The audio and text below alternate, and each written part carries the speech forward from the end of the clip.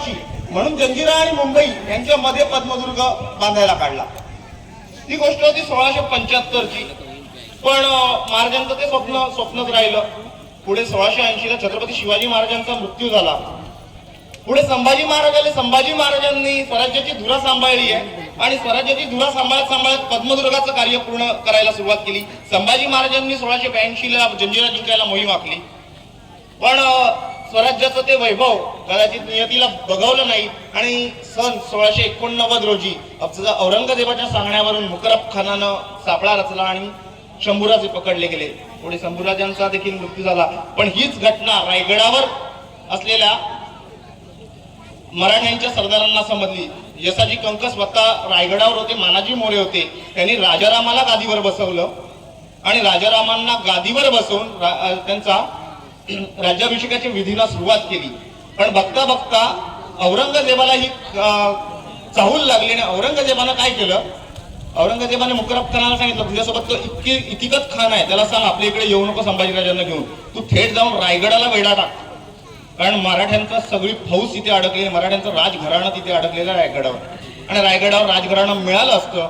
इतिकत खानाला रायगडाला वेढा टाकला आणि रायगडाला वेढा टाकलेला असताना त्या दिवशी संधी साधली आणि यसाजी कंक आणि इतर मावळ्यांच्या मदतीने राजारामांनी रायगड सोडलं. राजाराम राजांनी रायगड सोडला. वय वर्ष होतं 18 वर्ष. 18व्या वर्षी राजारामांनी रायगडाचा वाघ दरवाजा ओलांडून प्रतापगडाच्या दिशेने कूच केली.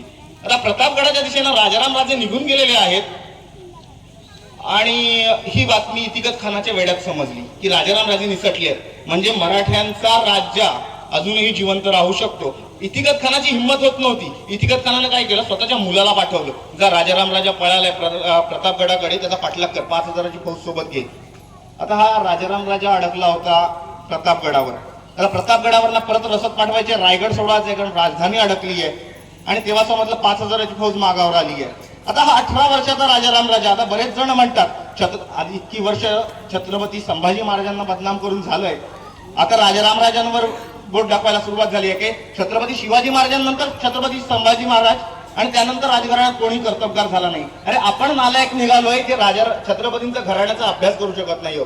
छत्रपतींचाच अंश होता, छत्रपतींचाच दुसरा मुलगा आहे, छत्रपतींचाच वारस आहे, त्याच्यातही तेच गुण आहेत, तेच कर्तृत्व आहे. 18 वर्षाचा राजाराम राजा त्यावेळेस प्रतापगडाच्या खाली रामवर्धायिनी म्हणून मंदिर आहे, त्या मंदिरात शपथ घेतायत की दिल्लीवर भगवा फडकावा. अरे 2 दिवसावर माहित नाहीये तू राजाराम राजा जिवंत राहील की नाही, कारण 5000ची फौज मागावर येते आणि हा शपथ घेतोय दिल्लीवर भगवा फडकवायची.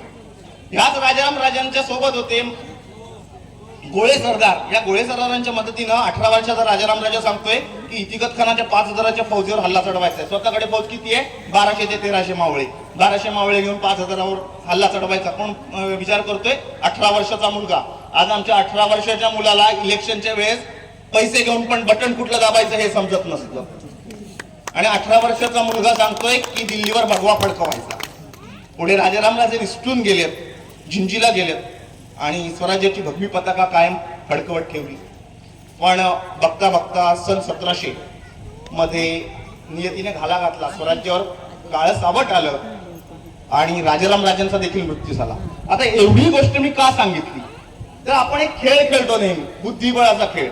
तुमची ते कितीही संख्या असू दे, कितीही सैन्य असू दे, कितीही संख्या असू दे, ज्या वेळेस तुमचा राजा मरतो, चेकमेट होता, खेळ संपतो. महाराष्ट्रात छत्रपती शिवाजी राजांचा मृत्यू झालेला आहे. संभाजी राजांना मुकरब खानाकडवी पकडलंय आणि संभाजी राजांना मृत्यूदंड देण्यात आला. राजाराम राजांचा 1700 मध्ये मृत्यू झालाय. महाराष्ट्रात राजा नाहीये. औरंगजेबाच्या त्या विषारी विळख्यानं अख्खा महाराष्ट्र ग्रासलाय. रायगड जवळजवळ मुघलांच्या ताब्यात गेलेला आहे. महाराष्ट्रात राजा नसताना हा पद्मदुर्ग फक्त सैनिकांच्या जीवावर लढतोय. सिद्धींच्या नाकी दम आणला या पद्मदुर्गानं. औरंगजेबाने स्वतःची जादाची फौज दिली आहे, सिद्धींना पैसा पुरवायला सुरुवात केली आहे. काही करा तो मराठ्यांचा पद्मदुर्ग जिंका.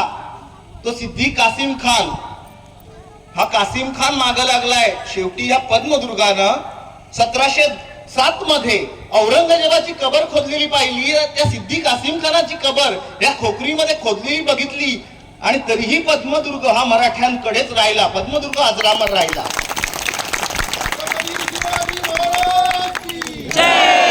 पण औरंगजेबाच्या मृत्यूनंतर 1707ला औरंगजेबाचा मृत्यू झाला आणि औरंगजेबाच्या मृत्यूनंतर औरंगजेबाच्या मुलानं राजगादीसाठी तो दिल्लीकडे निघून गेला.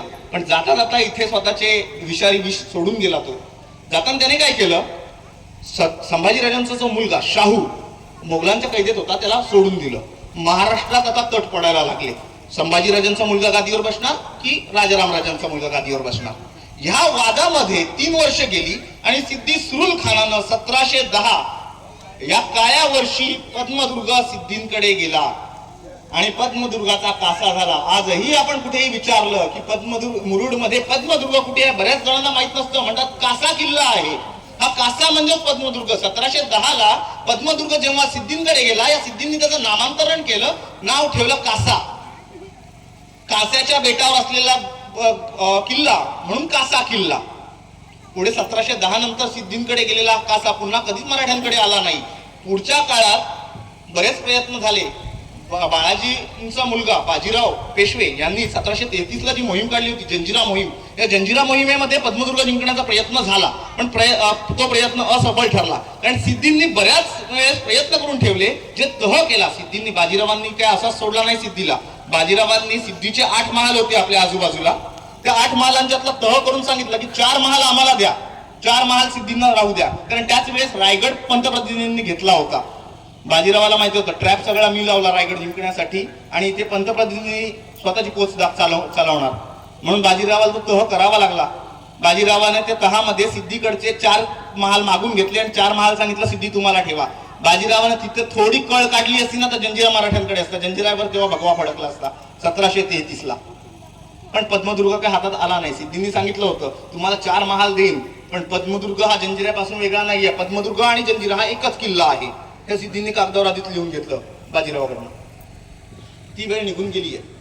पुढे पुढे पद्मदुर्ग हा सिद्धींनी इतका बळकट करायला सुरुवात केली की पद्मदुर्गात जंजिऱ्यातल्या अर्ध्या तोफा त्यांनी पद्मदुर्गात पाठवल्या. पद्मदुर्गावर तोफा चढा सजायला सुरुवात झाली. पद्मदुर्ग भले भक्कम होतोय आणि याच वेळेस अखंड हिंदुस्थानावर एक हिरवं सावट अफगाणांचं धावून आलं. अहमद शहा अब्दाली, पानिपतचं 3रं युद्ध. सदाशिवराव भाऊ हे महाराष्ट्रात ना हिमालयाला म्हणतात ना, हिमालयाला वाचवायला सह्याद्री धावून गेला होता. दिल्लीमध्ये आला होता, काही गरज नव्हती महाराष्ट्राला जायची, पण महाराष्ट्रात ना सदाशिवराव भाऊ आपली जवळजवळ 1.25 लाखाची फौज घेऊन हिंदुस्थान वाचवायला गेले होते. सदाशिवराव भाऊ तिकडे गेले आणि त्यावेळेस भाऊंचं एक पत्र आलंय महाराष्ट्रात नानासाहेबांना की फौज कमी पडणार आहे, अब्दाली शक्तीने मोठा आहे. आणि तिथनं जेव्हा नानासाहेबांनी पत्र पाठवलं, नानासाहेबांनी सांगितलं एकाच वेळेस 2 ठिकाणी झुंज मांडवणे शक्य नाही, कारण त्याच वेळेस पद्मदुर्गावर उंदेरीतनं हल्ल्याची तयारी चालू होती. म्हणजे पद्मदुर्ग किती महत्वाचा होता. आपण म्हणतो पानिपतची लढाई म्हणजे महाराष्ट्राच्या इतिहासातली खूप मोठी लढाई, पण ती खूप मोठी लढाई लढत असताना पेशवे तेवढ्याच बरोबरीची लढाई पद्मदुर्गाची लढाई समजत होते. कारण पद्मदुर्ग हातात असणं किती महत्वाचं आहे. पद्मदुर्ग हातात असेल तर जंजिरा कधीही जिंकता येईल, आणि हीच भीती सिद्धींना होती.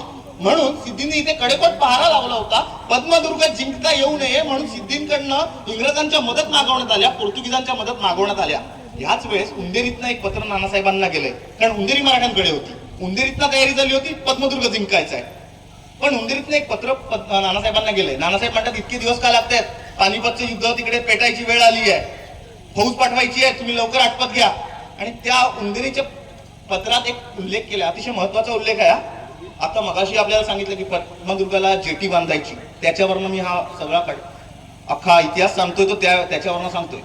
त्या उंदेरीच्या किल्लेदारानं नानासाहेबांना पत्र लिहिलं आणि त्या पत्रात लिहिलं पद्मदुर्गाच्या आजूबाजूला उभं राहायला जागा नाही आहे. महाराजांनी पद्मदुर्ग तसाच बनवलेला आहे की पद्मदुर्गाच्या आजूबाजूला उभंच राहता येऊ नये म्हणूनच पद्मदुर्ग तसा बांधलेला आहे. त्यामुळे पद्मदुर्गाच्या जवळ तोफा लावून पद्मदुर्ग जिंकता येत नाही. आपण आता त्याला जेटी बांधून, म्हणजे महाराजांनी जो दुर्गमता पद्मदुर्गाला दिलेली आहे ती कुठेतरी आपण जेटी बनवतोय. ठीक आहे, मी काय विकासाच्या विरोधात बोलतोय असं नाहीये, जेटी नक्की बनावी, पण जेटी पर्यटकांसाठी बनणार आहे, आपली किल्ल्यासाठी जे करणार आहोत. कारण जेटी जेव्हा केली जाते तेव्हा जेटीच्या भोवताली पद्मदुर्गाच्या आजूबाजूचा गुरुवर्य आप्पासाहेब परब नेहमी म्हणतात की इतिहास हा कधीही एकटा अभ्यास केला जात नाही, इतिहासासोबत भूगोलाचा अभ्यास करावा लागतो. पद्मदुर्ग आपण म्हणतो इतर किल्ल्यांना जेटी आहेत, पद्मदुर्गाच्या भोवतालचा समुद्र हा खोल आहे, त्यामुळे पद्मदुर्गाच्या भोवताली जेव्हा जेटी बांधली जाते तेव्हा पद्मदुर्गाच्या बाजूला ड्रिलिंग करावी लागेल आणि ड्रिलिंगने जर बुरुजांना हादरे बसले तर कुठलाही नेता आपले ते बुरुज सांभाळायला येणार नाहीये. आणि असे बुरुज बांधणे झाला, प्रतापगडावर प्रयत्न झाला, 3.5 करोड खर्च केले, बुरुज बांधला, परत ढासळला 3 वर्षात. त्यामुळे बुरुज बांधायला पुन्हा छत्रपती येणार नाहीयेत आणि तेवढी क्वालिटी आता आपल्या लायकीत नाहीये, त्यामुळे तो बुरुज ढासळणार नाही. त्यामुळे ड्रिलिंग केली जाऊ नये. त्याच्यापेक्षा मी एक विनंती करेन की आपलीतनं जे काही सरकारकडे विनंती केली जाईल त्याच्यात तरंगती जेटीचा उल्लेख करण्यात यावा की तरंगती जेटी मिळावी. कारण कुठेही ड्रिलिंग केली तर ड्रिलिंग केल्यामुळे बुरुजांना जर तडे गेले किंवा बुरुजांच्या कमकुवतीकडे बुरुज गेले तर ते सावरणे आपल्यात होणार नाही आणि कुठलेही राजकारणी त्याला मदतीला येणार नाहीत. एवढी मी विनंती करतो आणि थांबतो. धन्यवाद. जय हिंद, जय महाराष्ट्र.